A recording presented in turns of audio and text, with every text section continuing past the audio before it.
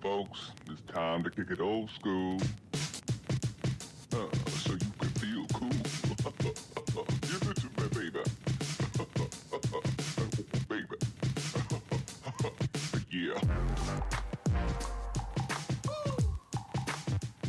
Hello, everyone, and welcome to the Miles and Crawford Variety Hour.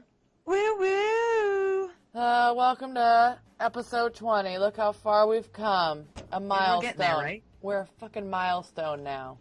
Well, I guess 25. Then we could be like, yeah, we got a quarter under our belt. We're doing something. I mean, I'll brag about whatever. I don't care. You know. So we have some things to hash out, but I think we're definitely getting there. Yeah, absolutely. I think we're doing a wonderful job. We actually switched to we're recording via Skype today, trying that out. See how this turns out. Yeah, well, hopefully that is going to turn out better. Fantastic. I mean, beautifully done. Right. We'll get there. Hey, by the way, folks, if you're listening to us, I want you to stop what you're doing. I want you to go to potable.co. Then, once you get to Potable, it's a free thing. If you're on Apple, it's an app you can get on. If not, just listen. Listen to Miles and Crawford Variety Hour just on Potable only. Just stop what you're doing. Potable.co, Miles and Crawford Variety Hour. Listen to us on there. We are in a sweepstakes to win $500 worth of free equipment. So do it. Do it now and bless us with your love. Please bless us with your love. I'm just saying it would be really great to win a sweepstakes. I've never won a sweepstakes, so help us cross that off our butt. Against some sports talks, we're up against that sports talk just rocketed it up there out of nowhere. Like, you know what? They're killing it. We got not the poop podcast. Oh god, they're coming up. I'm like, shit, we're so fucked. They've got some serious. They got some love. They're gonna drop out. We're gonna drop out of the. That's all right. You know what? Hey, I was just glad to be considered. I mean, that's what I'm saying. Thanks, Audible. You guys are great. If you guys just want to shoot us to the top, just because we've given you so much love on Twitter, you're more than welcome to shoot us up. I mean, let's do some cross promotion here, guys. Yeah. That's what I'm talking about. So, tell us about some of these podcasts that you discovered this week. Miles is obsessed with podcasts. She listens way more than I do. She's always throwing me new ones. I mean, she really does. So if you really want your podcast listened to, you definitely can talk her into it. It doesn't take much. People are like, hey, listen to my podcast. Okay, sounds good. I love them all. There's so many that are just so great right now that I'm discovering. A lot of these true crime ones. I love true crime ones. They're so good. The Cult of I can't say it. It's Cult of Domesticality. Whatever. Those ladies are hilarious to listen to. There's this one CNC Geekcast. They're great. They're two guys with speech impediments who do podcasting. And they're so fantastic. I gotta laugh. There's always good ones. My new favorite one though, and I think that it will go along with we're doing we're starting we're not changing our format. We're just doing something a little mini series on what we want to talk about, which is Gary Webb and drugs and the United States government. And during the great government shutdown, what a better time to talk about it. But to do some plugging in, I found this one, and it's called Dopey. It's fantastic. It's this great and very comedic look. It's a dark comedy on drug addiction. You should really check them out. I find them to be, the stories are fantastic, but it's about addicts who've gotten clean. And if they talk about their most fucked up lowest points in this, sad but fucking hilarious just way. And I think that if you're going to do anything following up this, look into Dopey, the dark comedy of drug addiction. It's a fantastic podcast, and I think that'd be one that I'd like to that I'm plugging for free. So hey Dopey, much love to you. Wonderful podcast, sir. Is it a guy that hosts it, or it's multiple people who host it? Oh, really? Yeah, and they find the greatest stories. The last one was about LSD trips and shit, and it was so people are just talking about some really deep depths that they went into within their drug addictions, the things that they remember from hallucinating to just the corners of the depths of where they would go, and also getting clean. So there's a positive and a negative, and but it's all for those of us who've all been affected by the drug epidemic, I think it is a way to kind of lift a little bit of that painful burden of drug addiction, and to kind of understand that, yes, it's sad and it's terrible, but the recovery story, so people can start kind of looking at their addiction with a sense of humor, which is, I think everybody needs to have a sense of humor about something. My other favorite one is actually on NPR.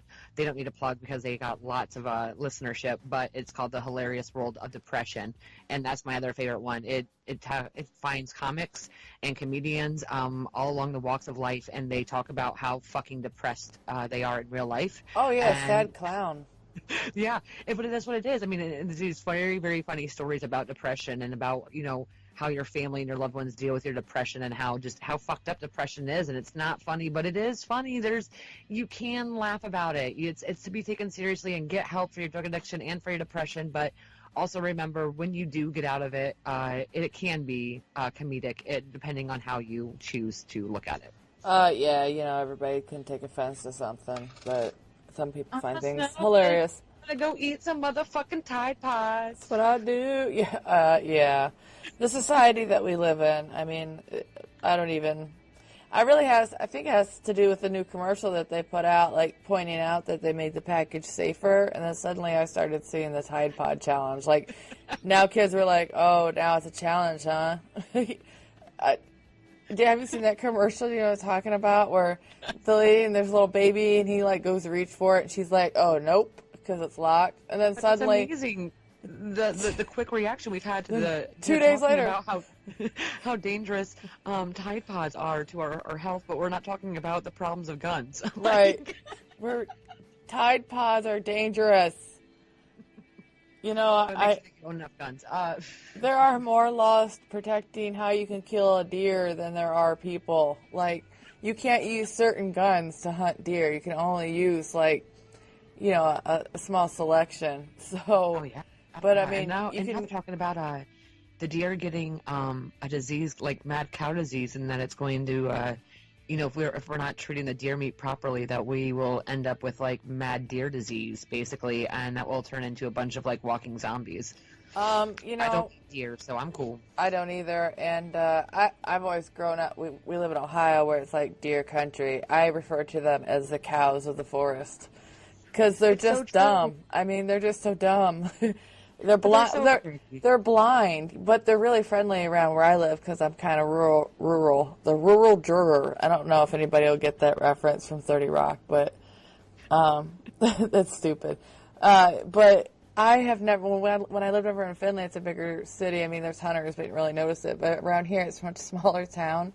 And during deer hunting season, like, I'll be behind like little 1997 Pontiac red Sunfire, and it's got blood dripping down the back of it. I'm like, what the? I mean, there's nothing but dead deer in this town. It's crazy. I mean, you really can't drive in Northwest Ohio without seeing at least like 5 dead deer on the side of the highway. Like, you're not in Northwest Ohio if you're not seeing dead deer on the side of the road or the highway. Or smashed across the highway for a mile. Or just makes you want to puke. Blood dripping along the highway. Oh, God. You watch like a little fucking dead deer head bounce up and down the back of the fucking truck. First of all, it starts off with chunks of deer meat. You're like, what is that? And then there'll just be a big red splash on the road. And then as you go, you're just running over deer meat. I hate that. It just so grosses me the fuck out. I'm like, oh my God. But they're basically blind, So that's why they freeze, because like, what's that light coming at me? But around here, they know what it is. Like, they actually will wait for traffic. The deer really don't get hit, but they're smart. They come in town during the winter, like, you ain't getting me. River runs right through this town, so they don't even have to be out of town to get their water source. No. So it's just, I've been in traffic behind deer here. Like, I mean, for like 3 blocks until he finally turned off. And he kept like looking back at me, like, don't be rushing me. But that has nothing to do at all with what we were going to talk about today. So, but that's my story about deer. I feel like there was a point I started off on. Oh, hunting. I've never seen that. See, I just gotta, it's like connecting the dots. I'm drawing a picture here.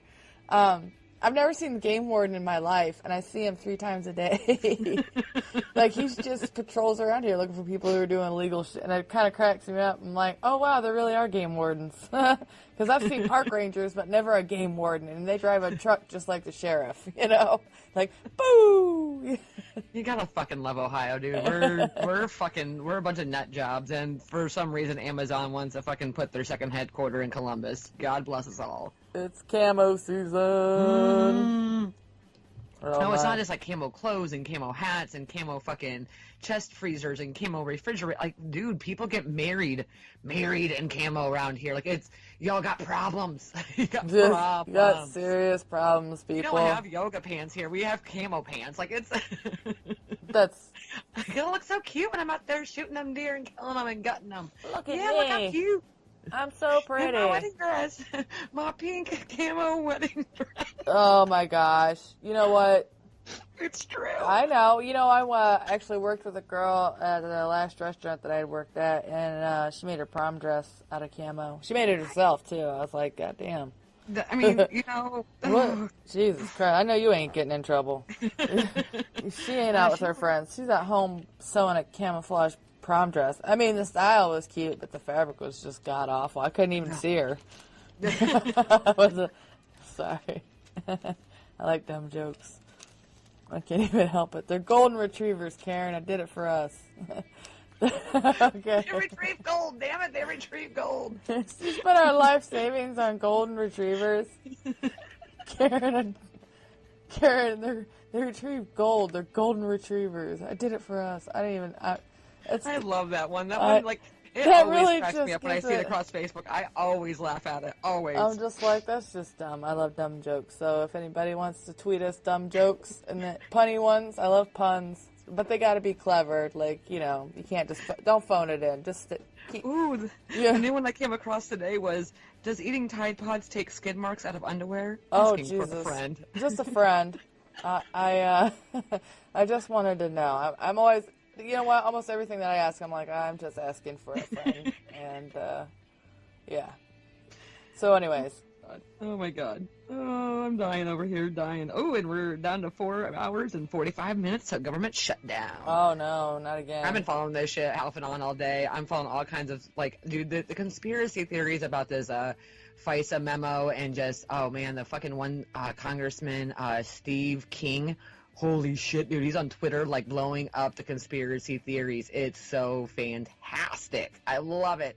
Anyways, we're going to go back to our podcast now. Oh, it has been quite the day, I will agree, social media-wise. Twitter's fun. A lot of people, if they use Facebook, it's taken them a while to... If you don't understand how to use Twitter, I can understand why people don't like it. But once you, like, tailor it to how you know, people you follow and stuff, it's a damn good time.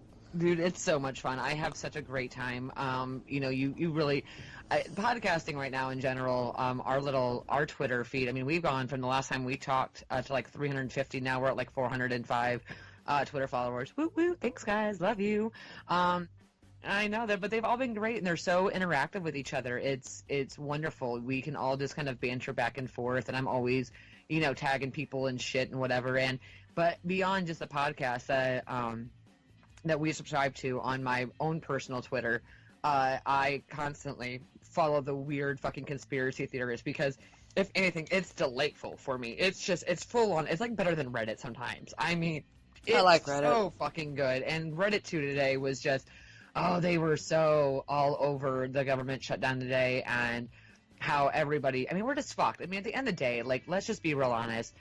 Get them all out. Like, let's just start from scratch. Like, I think everybody just in their town, like one person per town, like not like a mayor or city council member, we just need to start taking random Joe Schmoes and just electing them into Congress and Senate and being like, dude, whatever you've got is better than what we have. You haven't been there for 40 years.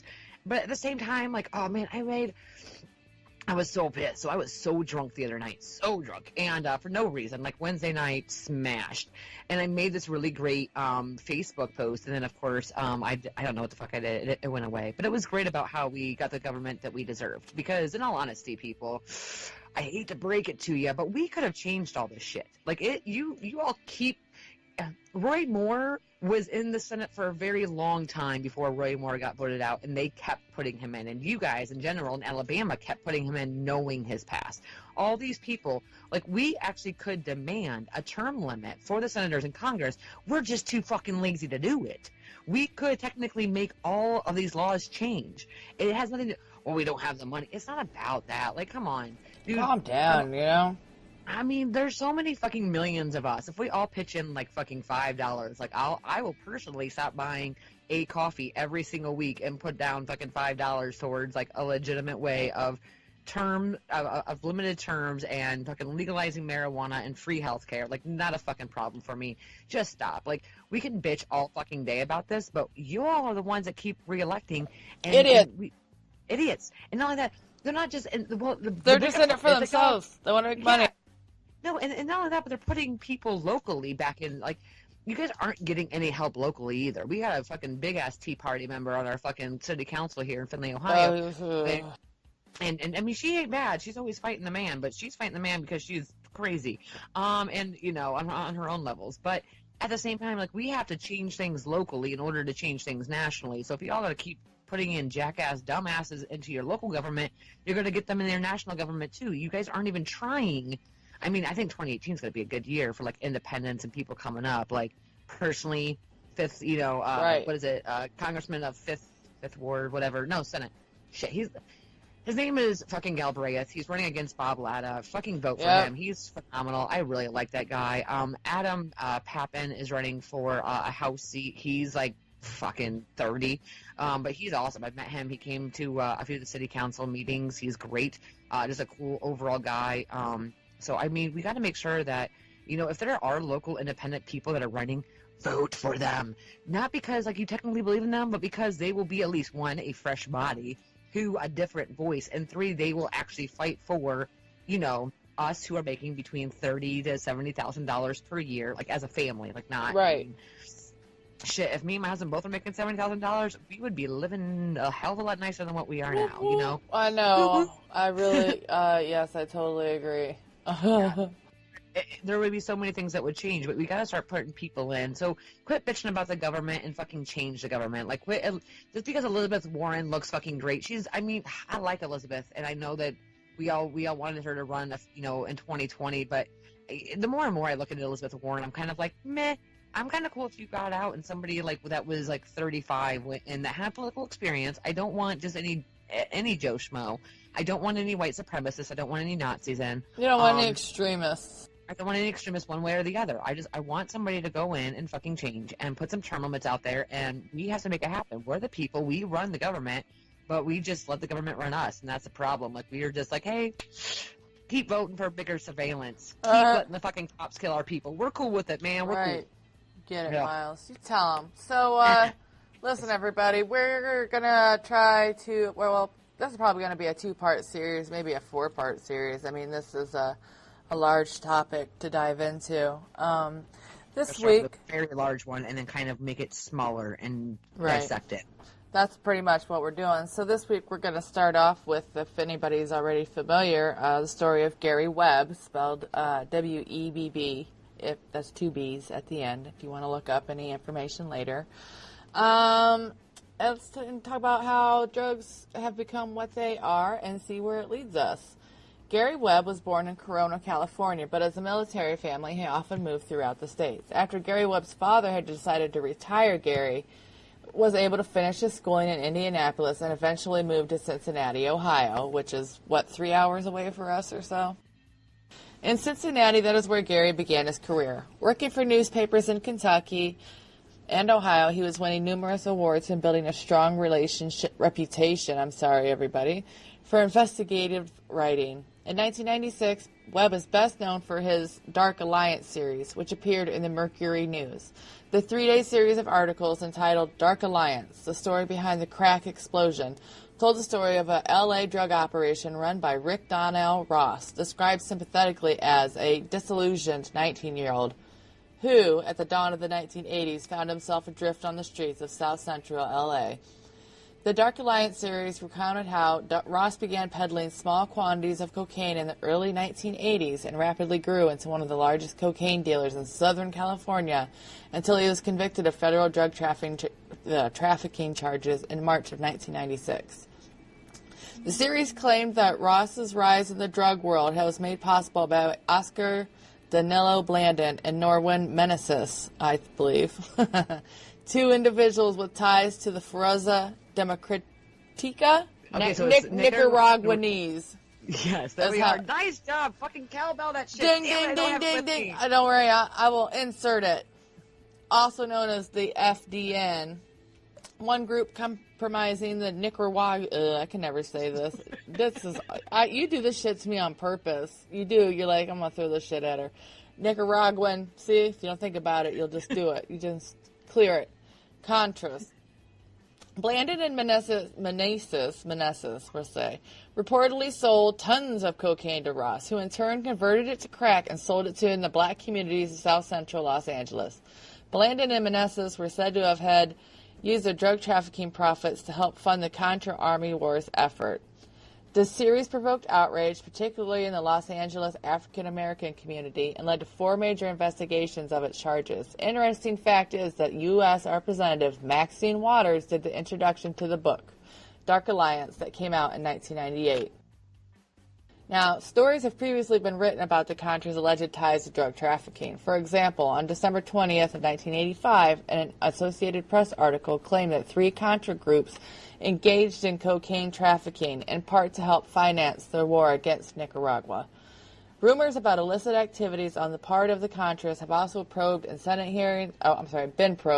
hearings in the late 1980s. However, the Mercury News series contained, or at least many readers interpreted it to contain, a new sensational claim that the CIA and other agencies of the United States government were responsible for the crack epidemic that ravaged black communities across the country. The newspaper article suggested that the United States government had protected Blandon and Meneses from prosecution and either knowingly permitted them to peddle massive quantities of cocaine to the black residents of South Central Los Angeles, or turned a blind eye to such activity.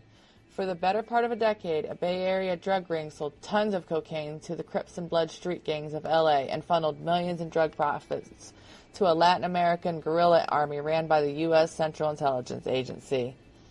The Dark Alliance website introduction was altered to read, The Mercury News published a 3-part series in late August that detailed how a San Francisco Bay Area drug ring sold tons of cocaine to the street gangs of South Central Los Angeles in the 1980s, sending some of the millions in profits to the Contras. The series never reported direct CIA involvement, although many readers drew that conclusion. Which is crazy. Yeah, and I think maybe people our age kind of have at least a vague remembrance, or of talking about that the CIA flooded the black community with crack cocaine. So we're talking about going to that rumor. You might want to get your tinfoil hats on, everybody. But I mean, a lot of it has been proven too, though. I mean, it's pretty much it's just known, it's true, But anyways, not to get off on a tangent. No. The tangents are always good. So along with that, the Department of Justice Inspector General's report was released on July 23rd, 1998. According to the report's epilogue, the report was completed in December 1997, but was not released because the DEA was still attempting to use Danilo Blandon as an investigation of an internal drug dealers and was concerned that the report would affect the viability of the investigation. When Attorney General Janet Reno, determined that a delay was girl. I know, I missed her. She was crazy. Don't get distracted, sorry. No, the delay was no longer necessary. The report was released unchanged. Although the investigation suffered from various problems of communication and coordination, their success and failures were determined by normal dynamics that affect the success of scores of investigations of high-level drug traffickers. These factors, rather than anything as spectacular as a systematic effort by the CIA or any other intelligence agency to protect the drug trafficking activities of Contra supporters, determined what occurred in the cases we examined. It also concluded that the claims of that Blandon and I can't say it either, Menezes, were responsible for introducing crack cocaine into South Central Los Angeles and spreading the crack epidemic throughout the country were unsupported. Although it did find that both men were major drug dealers, guilty of enriching themselves at the expense of countless drug users, and that they had contributed money to the Contra cause, we did not find that their activities were responsible for the crack cocaine epidemic in South Central Los Angeles, much less the rise of the crack through the nation, or that were a significant source of support for the Contras. I dare any of our listeners to say that 5 times fast. Significant source of support. That's a lot. That's more than... Go ahead. No. But the House Committee report, so what I'm reading to you guys, just so you know, I'm reading from a Wikipedia page that kind of breaks down everything. And so the House Committee report came out, the House Intelligence Committee, I mean, that's kind of an oxymoron, issued its report in February 2000. Committee for the committee. I'm sorry. The redundancy of our government just cracks me up sometimes. The committee that oversees the committee of committees. It's so true. They cost us trillions every year. Mm-hmm. So according to the report, it used Webb's reporting and writing as key resources in focusing and refining the investigation. Like the CIA and Justice Department reports, it also found that neither Blandon, or Menendez, or Ross were associated with the CIA. Examining the support that Menendez and Blandon gave to the local Contra organization in San Francisco, the report concluded that it was not sufficient to finance the organization, and it did not consist of millions, contrary to the claim of the Dark Alliance series. Gary Webb was found dead in his Carmichael home on December 10th, 2004, with 2 gunshot wounds to the head. 2 gunshot wounds. Just two. His death was ruled a suicide by the Sacramento County Coroner's Office. I'm not laughing, but like 2 gunshot wounds. Like you you shot yourself once and then shot yourself again. Like you either had fucking terrible aim. Like I don't want to see, but I want to see like the gunshot wounds. Show us. You know what? We probably could find them. I'm sure they took pictures. True Crime Alliance get together. So after a local party reported that he had died from multiple gunshots, the coroner's office received so many calls asking about Webb's death that the Sacramento County Coroner report, Robert Lyons, issued a statement confirming Webb had committed suicide. When asked by local reporters about the possibility of 2 gunshots being a suicide, Lyons replied, "It's unusual in a suicide case to have 2 shots, but it has been done in the past and is in fact a distinct possibility. My guess, side note, is the reason that any other time that there was 2 gunshot wounds to the head was because it probably was our fucking government killing people, okay?" You think? Oh, yeah. News coverage noted that there were widespread rumors on the internet at the time Webb had been killed as retribution for his Dark Alliance series published 8 years before. But Webb's ex-wife Susan Bell told reporters that she believed Webb had committed suicide. "Quote unquote, the way he was acting, it would be hard for me to believe it was anything else but suicide," she said. According to Bell, Webb had been unhappy for some time over his inability to get a job at another major newspaper. He had sold his house the week before his death because he was unable to afford the mortgage. After Webb's death, a collection of his series from before and after the Dark Alliance series were published. The collection, The Killing Game, selected stories from the author of the Dark Alliance, was edited by Webb's son Eric. It is still now up for debate whether or not Gary Webb was in fact killed or had committed suicide. The conspiracies that surround this are pretty heavy-heated. In fact, there was a movie that was made called Kill the Messenger that was based off of Gary Webb's story. And if you have not watched it, we should. Or have you watched it, Claudia? Yeah, I've seen it. Oh, well, shit. There we go. I have no life. I love to watch movies and TV. So it's okay. I'm a buff. Right? So when we look here, watch, Gary's story, we can't help but to think, is it true? After all, our government is not, exactly known for having very high standards. Right. And by the way, I apologize for my jacket. As an FYI, it is only 35 degrees in Ohio, and I am broadcasting shivering? well, it's actually not too shabby. Because I went to the gym prior to all this, so I'm still pretty warm from that. But I got my jacket, my heat blanket, my heat pad on my bum. But you can hear my jacket moving around, so I will apologize for the jacket noise. Oh, I actually couldn't hear it at all. You've been very clear today. While you were talking about wanting to see the bullets to his face, I actually did a Google image search, and I sent it to you on Facebook. Oh. So if you want to look at that real quick while I talk to everybody about this next part here, and then you can break in. I'm gonna look when at that you're shit. ready. Yeah, but so when, as Miles was saying, when we watch Gary's story, we can't help but think it's true. So our government's not known for having very high standards or morals or ethics. I guess those are all in a group together, but whatever. In fact, we all know about the stories that came out of Vietnam, and currently we know that a huge problem with heroin is back and on the rise due to the rise in opiate prescription. From Vietnam to South Central to Ohio, the generations may have changed, but the problems all started with our government's inability to take responsibility for its actions, its soldiers, and most of all, the lining of pockets with money. We know that a majority of all drug problems came from laws set in place against those of race and poverty, and we also know that our government and police have problems planting drugs on victims to reach their end-all goal. We also recognize that we are not the only nation with a severe drug epidemic problem and a government that is being controlled by it. Now we are attempting to put into place a Just Say No program that failed miserably in the early into mid-90s, and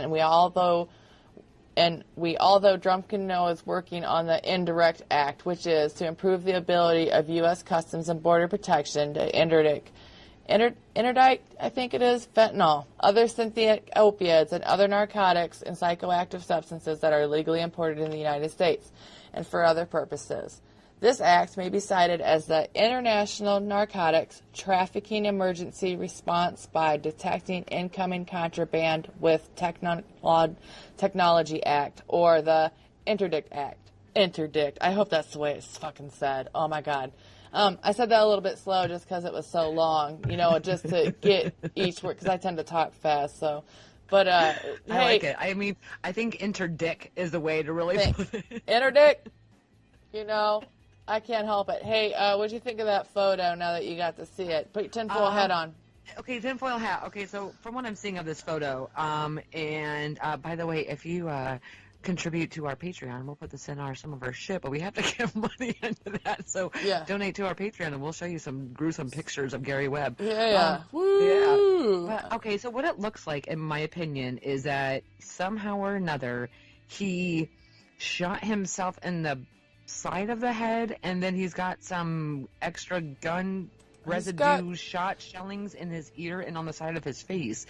And so is it in his ear? I didn't even see that. Okay, his ear is all fucked up and shit. So I mean, they're holding something over the top of his head there, so you really can't see if there's a wound. I want to go rewatch Dexter right now, because Dexter was really great with blood spatter results and being able to determine how people lay their bodies and where the blood spatter would have gone. Because if you're looking at these bandages on his head, it doesn't make, or maybe it's towels that are being covered up because maybe the side of his head is blown off. But here's the thing. That's probably what it is. I mean, you got to imagine, I'm trying to move my arms, and I've got now, listeners, I've got T-Rex arms. It's I've got severe shoulder issues. So real hug. Yeah. But I'm trying to think of, how you shoot, that, or he had two guns, one in each hand, and, all the bullet, or the shit that you see on his cheek over there is gun shell. I believe those are exit wounds. So those are exit wounds. So I watched maybe some true crime. Actually, I know that one up top. I mean, I'm almost sure that that's an exit wound. I wonder about his ear, if that's blood that's dripped down into his ear. But I think where there's a hand and a towel up there, I think that might be another wound. I don't know though.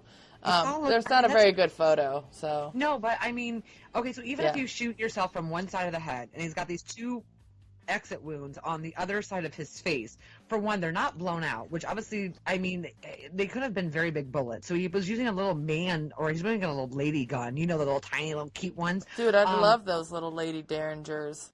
Yeah, so either the one side of his face is completely blown off that you can't see, and those are very, very small exit wounds, or they're lodged. So he had to have shot himself almost along, missed his slightly below his actual temple, is what it looks like, is that he would have had to go twice along his gun line underneath his eyes. And if you're trying to commit suicide, It doesn't seem pliable. It seems like he would have had to do it very quickly and have been such in a state of numbness from the first gunshot wound that he shot himself twice. That is to me. But almost anybody who commits suicide by gun usually puts everybody, even I know this, is that like you put the fucking gun in your mouth, you fucking go up and you fucking blow your brains out. That's pretty much how people do it. I mean, some people go to the side of the head, but, not everybody's, I don't know. But I agree with you. I don't think that I don't believe that he committed suicide at all. I don't agree that he committed suicide at all and whatsoever. Let me tell you about these chemical screening devices, or... No, let's go back to the Interdict Act. The Interdict Act. Can we just talk about Interdict? Interdict. Eat a dick. Sorry. That's very rude. The Interdict Act, let's talk about what looks to be only two major concerns for them on the Interdict Act, even though it's a very long International Narcotics Trafficking Emergency Response by Detecting Incoming Contraband. Yeah. And there's only 2 parts to it. That just seems. Anyways, go ahead. It's excessive. That's why I said it slow, because I was like, "That's a lot to chew on, process the words, and then understand what you're saying." I mean, and I was like, "Is that interdict?" I mean, interdict. That's not even a real thing. No. All right. So let's talk about chemical screening devices. You want to talk about that? Oh yeah. I mean, I will. I'm just saying. I was just wondering if you, unless you wanted some more interdict. I mean, that's interdict. Back to interdict. No. So the term chemical screening device means an infrared you're an asshole, photometer, mass spectrometer, a nuclear magnetic resonance spectrometer, Ramen, you did this on purpose. I know you did. You know what? You got the thesaurus out and you right click, like, what can I make this bigger? Spectrophometer. I'm going to say it like that. You know what? I feel like people should just donate to get me speech lessons. Look inside your heart, people. Oh, I'm sorry. I'm not trying to laugh. No, it's so great. Literally feel like honestly did not. I actually was like, I wanted Crawford to like really, get into this because you're great at things, at everything. If everybody does not know this, Crawford is like, she can do anything. It's ridiculous. Like, she is like a woman of like 9,000 abilities, and it's ridiculous. Like, you should get paid like $100,000 for like all the weird shit you know how to do. I know. So, I am a man of many talents. A jack of all trades, but master of none. I know a little bit about everything, but not a lot about one thing. But I was just like, hey, I honestly just took it, copied and pasted, and not thought I know what they are. That's what's funny, is it's just I'm not used to being like spectrophometer, or other scientific instrumentation able to collect data that can be interpreted to determine the presence of fentanyl. Other synthetic opioids, and other narcotics and psychoactive substances. Number 2, express consignment operator or carrier. The term express consignment operator or carrier has a meaning given that term in Section 128.1 of Title 19 Code of Federal Regulations, or any similar successor regulation. They are authorized to be appropriated to the Secretary. $15 million? Is that really $15 million? That's insane. To ensure that U.S. Customs and Border Protection, 1, has sufficient resources and personnel, including scientists, available during all operational hours to prevent the unlawful importation of fentanyl and other synthetic opiates and other narcotics and psychoactive substances, and 2, is provided with sufficient chemical screening devices to facilitate the effective and efficient detection and identification of such substances. So we know that he is working on a bill for drugs coming into this country, but nothing about the drugs that are already here. Like Drumpkin likes to do, make it look like he's doing something he's not. However, we still have to get back to where we started. And I think that, this is why I really want to get into turning this into like a... My cat just joined me out in the garage, and now she's trying to climb a broken screen. I hear her a little bit. Bitch, you crazy. She's You very fucking pretty. dumbass cat. She's so stupid. I love her. Maybe we'll share our cats on Catter Day. It'll be on our Miles and Crawford Twitter and Facebook. It's Miles and MC Variety Hour Catter Day. Saturday.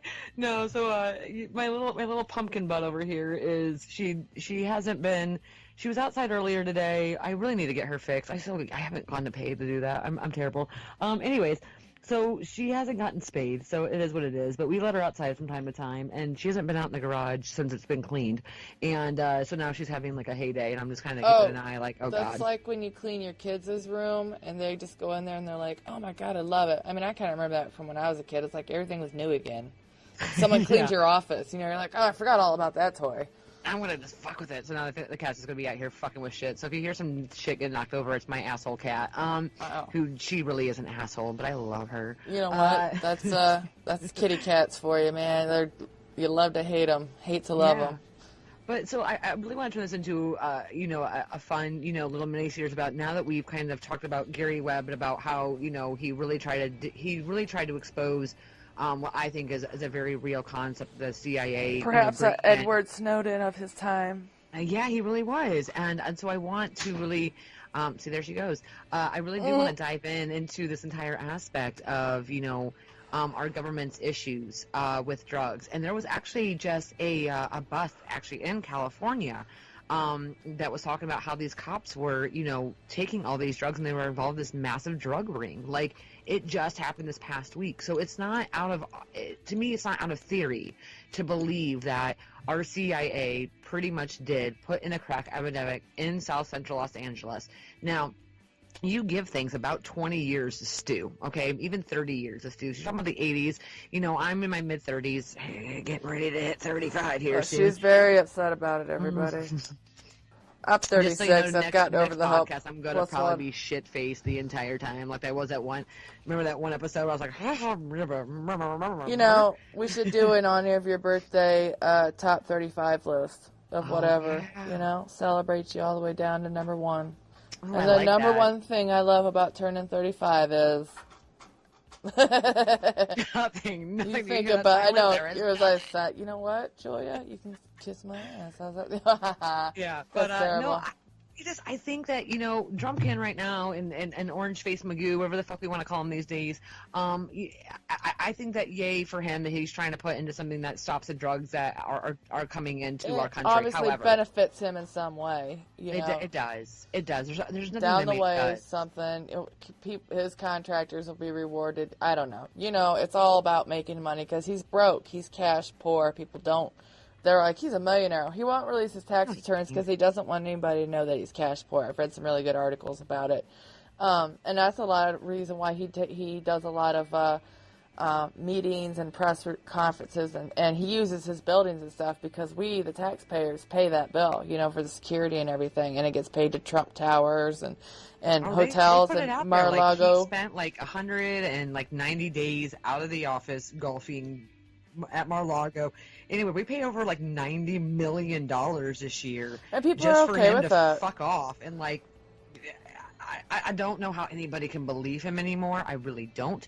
I know the evangelicals have him fucking wrapped around their fucking pinky. And he is not religious at all. Russia is just playing us for a fool. They know that he's an idiot and that we are, they could take full advantage of this if they wanted to. Right, exactly. And I think it's just one of those things that it's gotten so unnecessarily out of hand at this point. And, and I think that I would really like to divulge, though, and how if we go back from the 1980s and to the current day. So if we're talking about how the crack epidemic... We're going to trace it back. Yep, and exactly. And that's what I want to do over the next, 2, maybe 3, who knows, podcast is that, really diving in because I think, especially in Ohio, we are definitely feeling the opiate epidemic. And don't get me wrong, I understand that nobody gave a fuck about the opiate epidemic until it started affecting white people. Trust me, I fucking get it, and I agree with that 100%. Just like I said last week about Dave Chappelle, he was like, nobody wanted to talk about transgender women until a white man wanted to. He was I think he was talking about Caitlyn Jenner. Like, yep, you're right. I think that's what you said. You made a comment, and that was made me think of it, and I brought that up. So yeah, you just connected them dots, Miles. Actually, funny, the next day, after we got done podcasting last Friday, the following Saturday, I had one of my girlfriends over staying the night. So I was like, hey, we're watching Dave Chappelle, and but there's so many things that are going on that if we look at how these things kind of started, and anybody who watched The Wire, there was a series on HBO called The Wire. If you haven't watched it, fucking watch it. It's so... I like The Wire. I've only seen not too many seasons of it. I started it and kind of fell on the wayside. There's 5 seasons to it. It's all placed in Baltimore, Maryland. Oh, there's the cat. The cat made it over the screen. Now she's climbing up a ladder. Oh, yay, God. She's getting her exercise. She's going to get herself into so much trouble. What a dumbass. My cats are behaving. I fed and watered them before we started. Like, they're just laying around like fat asses. And, but I mean, The Wire takes place in about, how a lot of these, the cops and, things that were going down in Baltimore, Maryland. And then they even did a follow-up. So I think it was Dateline or NBC, one of their shows, did a follow-up from The Wire, like 10 years later from The Wire. And legitimately, no joke, nothing actually changed from the surroundings. I mean, nothing changed in Baltimore because these people... they're completely right. I mean, the way they have their neighborhood set up, the way that they have everything where it's at, a lot of people are not wrong in this theory that, there's a conspiracy against minorities in the neighborhoods, and you can't, oh God, stupid cat. Sorry. She's climbing out. I'm getting out of here. I'm getting out of here. You ain't going nowhere, bitch. The door's shut. But if you really do look at how, raids happen, and if you look at, you even go somewhere like Columbus, Ohio, you're going to see where if you go into the dirtier neighborhoods, the ones that with the broken down houses and the fucked up homes, and if you go there and you look at what's surrounding them, so it's not just about that neighborhood. Go look at what's surrounding them. How many liquor stores are surrounding those housing developments? How many cigarette shops? How many fast food joints? Yep. And then where liquor is stores, actually payday loans, car title loan places, all of that? But now, also, then I want you to find out how long it's going to take them to get to Whole Foods. Right. How long would it take them to get to not just to like a Dollar General, but to a real solid grocery store? How long would it take somebody via bus? From one end to the other, and all those things. If they even have public transportation, because Finley don't. No, fuck no, God no. I mean, we want to keep them poor as shit. And there's all these kind of things that, I really do believe, and I do believe that, the opiate epidemic happened because of the fact that our government allowed pharmaceutical brands to do. We are the only nation in which pharmaceutical brands are allowed to have commercials. There is not Canada, not the UK, not Ireland, not the Netherlands, nowhere in any other fucking country do pharmaceutical brands have the right to make commercials. And how many times do we see 2 commercials on, here's some new drug you need to try, and then followed up by like 3 commercials of a drug lawyer. Do you have mesothelioma? Oh, do you have something from a mesh operation? Right. Did you take Depakote? Actually, like I looked into that, and luckily I did not, unfortunately, meet the criteria to be able to get payment for taking Depakote for a handful of years. But if I get liver cancer, I can sue. So it's fantastic. But there's all these things that, we subscribe to that we have allowed to happen, and our government said, absolutely, like, you're going to pay me how much money to go ahead and push Vicodin? How much money are you going to push me to push, those pharmaceutical reps don't play. They working in restaurants, I'm sure you've had to do a couple of carry-out orders for pharmaceutical reps who buy it for the doctor's offices that they go visit, and then those doctors come in with a pretty new clipboard. We do that every other Friday. You're getting a fucking $300 fucking cash order by 11:30. You open the doors at 11:30. You have to go order in. No tomato on this one. They're all special. Yep, and who's coming in? It's every single one of them was paid by a pharmaceutical, like every single large to-go order I did for 5 fucking years. Outside of caterings, because real businesses do caterings, but pharmaceutical reps will fax in and call in, a 15-person order, and every single time they dropped you off their pamphlets, they dropped you off their pens, they dropped you off all that kind of bullshit, and they were like, hey, by the way, if you ever need anything, you guys take such good care of us. Yeah. Here's a $20 tip. Absolutely, bitch, but I'm still not buying your meds, motherfucker. I'm still not buying your meds. I'm Because still I did not for a doing lot of it. years. Right. But Yes, I did too. I was on medication for a very long time. This is just me now, people. Woo-hoo. Oh. Right? Go ahead. Did you go somewhere? Uh-oh. Did I lose Crawford? I lost her. No, I hit the mute button. I thought I was on mute, and Oh, yeah. you still go. Sorry. Okay, I know. But the important thing wasn't lost. I don't know what we were talking about. I think we were... I don't even know. You know what? I'm lost in that. Yeah. Drug epidemics. We're talking about how our next series is going to be a part of, now that we've talked about Gary Webb and how the crack cocaine has, kind of how the theory of it got started in the South Central Los Angeles. Our follow-up podcast is going to be about the next big thing, which was, you're talking about from the crack cocaine and how it hit to the diversity of just all drugs in general and where they kind of came from the West Coast, and then also how bring it over to the East Coast. And maybe part 3 will be how the opiates, or maybe it'll be in part 2. Who knows? We'll see what we gather together over the next week. But I'll try and piece it all together and break it down and really just kind of figure out what is going on, America. Y'all got a pill problem, and Yeah. I get it. But Yeah, I'm getting real tired of everybody having the sniffles all the time. Man, you've had a sinus infection for like 7 months now, and you look great. And again, I'm not here to put it down. It's not to say that I didn't have my own. I mean, we all, to some degree, I think, probably had some kind of, if our addiction isn't with pills, it's with, caffeine or alcohol or something else. But at the same time, these things were implemented through our own government. We're talking about Vietnam and the heroin that came in, which I would like to touch base on maybe our next podcast about how, our soldiers came back. But, when they were overseas, they knew what they were doing. The government knew what the soldiers were doing, and they didn't care.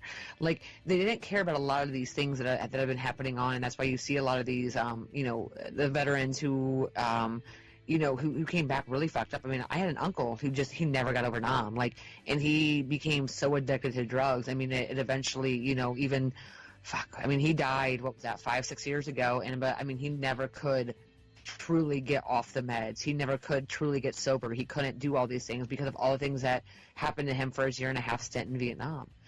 But he was so exposed to drugs and heroin and all that kind of stuff over there that it changed his life forever, and it changed a lot of veterans' lives forever. And not only that, but it changed America's outlook, because we tried to find something to offset the heroin addiction, so we found opiates. And with opiates, so we said, oh my gosh, look at this money that's able to make. And then I want to find out the information. There was a clinic, so there was a Dateline special about this and a while ago, but it was about a guy who opened up his own opiate clinic down in Florida. And this is how it started. He started off with like 10 or 20 patients that, direct friends, direct family members, whatever. And people knew. He could find 3 doctors that he paid cash in hand under the table to work for him 8 hours a day. And all they did was write scripts. What they did is they took people's temperature and they wrote them off with, depression, bipolar disorder, all these fucking disorders these people didn't have, gave them scripts to oxycodone. And next thing you know, this guy was like up to like fucking 1,400 patients in less than a year. He went from working out of a garage to working into a fucking full-size, like, football field-style stadium where they could take in, 1,000 people a day, writing them scripts for, fucking 40 fucking oxycodone a week. A week. I can't even go through that shit. Like, I can't go that would take me so long to go through. I was on Oxycontin for 3 years. Yep. Ooh. Yeah. See? Yeah, that shit gets... I was on, my doctors gave me everything from Xanax and Paxils and Zolofts and fucking, I would have the Oxys here and there and the Vicodins. And literally, I was a guinea pig for a lot of years because of my epilepsy, and they didn't know why I had it. So they were like, fucking try this drug. Oh, you're depressed because of this? Try this. Oh, now you're anxious? Try this. Oh, yeah. And then I had medication to offset the other medication. I was taking like 6 medications, and I was like, this is, you know what? I'm good. It took me a while to get right, too, but I'm okay. Yeah, we're all good now. But mine was 18 pills a day I took for about 3.5 years. And then, and then one day I said, fuck this shit. And I went through what I would, not withdrawal. completely, Yeah, the withdrawals are bad. I mean, locking myself in bathrooms, crying, rocking back and forth, vomiting, the whole works. And then even if they're not I haven't opiates, touched it man, since then. even just maintenance meds, if you ramp up on something and then you're supposed to go cold turkey off it, it's just as bad. I had a maintenance med that I had to ramp up onto, and then my insurance wouldn't pay for it. It was $250, and I felt so, I mean, I wasn't puking or anything, but I mean, I just did not, in the brain, like, I just did not feel right, because it was a medication to help, you know what I mean, like, just pissed me off. Make you feel better, but it doesn't. It makes you feel worse, and then they get the chance to give you more medication to make you feel better. So, it's a vicious cycle, and we definitely want to dive into this a lot further. And we'd like to have some feedback. I know that I've reached out a little bit, but I haven't gotten much feedback. So my goal is the next week is to really hit hard social media and kind of get some stories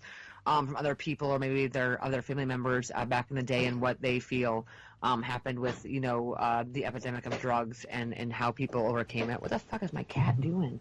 Sorry, my cat is being super distracted. He's banging your gong of death. Oh, yeah, there she is. She's like, what's over here? She's getting into all kinds of tools right now, dumbass. She's like tool. Balance. She is a tool. Oh, I love you, little pumpkin butt. I know, she's a little sweetie. Oh, you hear that? I live across from a nursing home, so there's always people dying over there. Aww. I know, it's always sad, but I mean, I've been here for 5 years, so you tend to be like, there goes another one. That just opened up. But you know what? Hey, Crawford. Yeah. Hey, how can people take care of us? How can people take care of us? First of all, they can go to our Patreon account and donate, and we'll send them a sticker. Absolutely. Also, we Podbean. Now that we're fully subscribed and we are the full pro members of Podbean, you can actually donate through Podbean. That's right. Yes, you can. Yes, you can. What else? I'm trying to think if there. I think those are the only two sites that we do donations. I don't think we have a donate button on our website, but maybe we should look into that too. We should. I think there's a little plug-in for that. Anyways, not to get off again. Sorry. Yeah, you guys can support us on Patreon. What the heck, man? She's like, can I talk? Can I get a word in? I tried to be polite about it, but obviously this ain't working. Yeah. So, every little bit helps. We've invested a lot of money lately into subscriptions and trying to get more on podcasting forums, and it ain't cheap. So, it takes a village. Some broke ass sisters out. So we'd like the village of Miles and Crawford to help us continue to bring you great content and build and reach out to more and just build our audience because, the bigger the audience, the less support we need from an individual person because we got lots of people then. So exactly. And, also, or again, something like potable.co. Give us that fucking sweepstakes. Bitches. Yeah, we were like number 4, man. It's been a shocker, but we need you just to listen. That's all you have to do is just listen to our podcast. And okay, so and that's just it. And that's what I'm saying. Like, okay, so you're like, hey, I don't want to listen to fucking 20 hours of Madeline Crawford. That's fine. No. Just put us on there, hit mute, and go about your day. Like, just put us on. Counts as a listen. Yeah. And then just go about your life. Okay, just that would be fantastic. Okay, we're trying to help us out. That's all we're trying to say. So if you can visit us there, Potable, Libsyn, Sprecher, Tumblr, iHeartMedia, iTunes, Google Play. We are out there as much as we can get. I mean, Stitcher Radio, TuneIn FM, a lot of the other podcasting services out there have picked us up. You can find us just about anywhere. I mean, I even post them to YouTube. And always visit our milesandcrawford.com website. We're always posting blogs, thoughts, theories, and bullshit, and we'll start putting titty some of our pics. information. We post so many titty pics. I don't think we ever mentioned it, and that's why people don't visit. But yeah, there's a lot of pictures of boobies. Just kidding. Okay, fake news. That's mean. That is not real. Depending on how much money you give us on Patreon, I mean, we can play strip poker via. Okay, we should do a fun little YouTube episode where we're podcasting when the spring comes, in my garage, and that then would be just great. Videotape us as well, on YouTube. That would be really fun. I think people would like to see us interact with each other and see us in general. I didn't think cigarettes and drink I think Miles and Crawford looked like that. That's weird, I know. I never knew. Guess what? I'm gonna wear a low-cut top. You ain't even gonna remember my face. All right, everybody, that's it for this week. Thanks for tuning in. As always, we appreciate your support. Tell everybody goodbye, Miles. Bye. See you, bitches.